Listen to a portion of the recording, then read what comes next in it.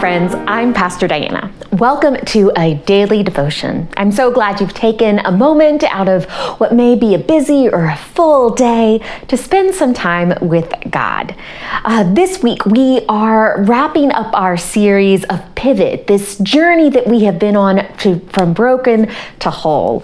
And during this Holy Week, we are exploring what it means to be made whole in God.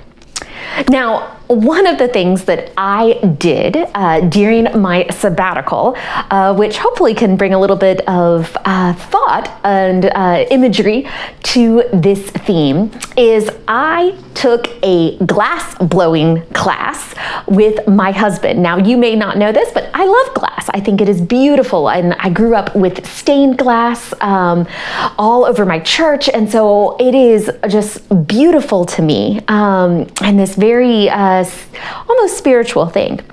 And so when I had the opportunity for one day what to do in Santa Barbara, California, I was like, let's go do this. It showed up in a Google search. And so I made John do it, and we had no idea what to expect. But one of the things that we got to do from start to finish was we each got to make something. I actually got to make this vase right here. I made that. And then John got to make this dish, which has actually been displayed in the church. Now, during this Lenten season, we've been talking a lot about glass and kind of using that a little bit of an imagery of what broken to whole means.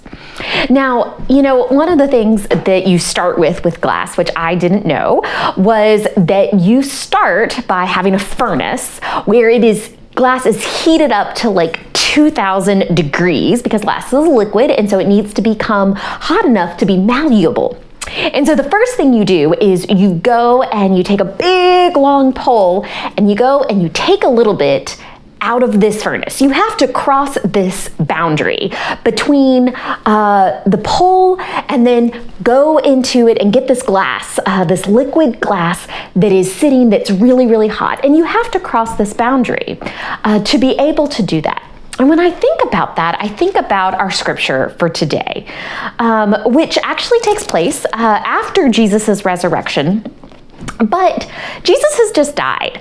And this is something that happens. It was still the first day of the week, that evening when the disciples were behind closed doors because they were afraid of the Jewish authorities.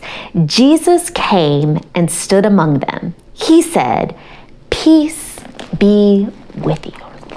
And I just think about that, of how often I am like those disciples, and I like to be behind something that I think is going to keep me safe. I might be like that glass in that furnace. I think I'm going to be safe, and this is a place that's protecting me.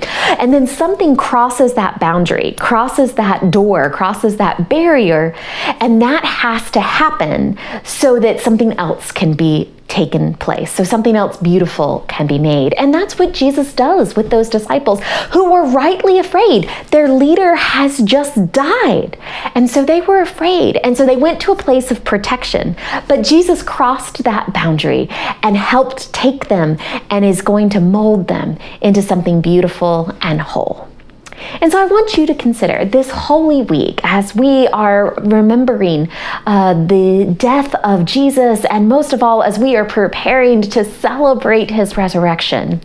Consider, where are the places in your life that perhaps you are protecting yourself? Perhaps you're in that furnace and Jesus needs to cross that barrier, cross that place to be able to take you out so that you can be malleable and so that you can be transformed into something beautiful and whole. Have a blessed day.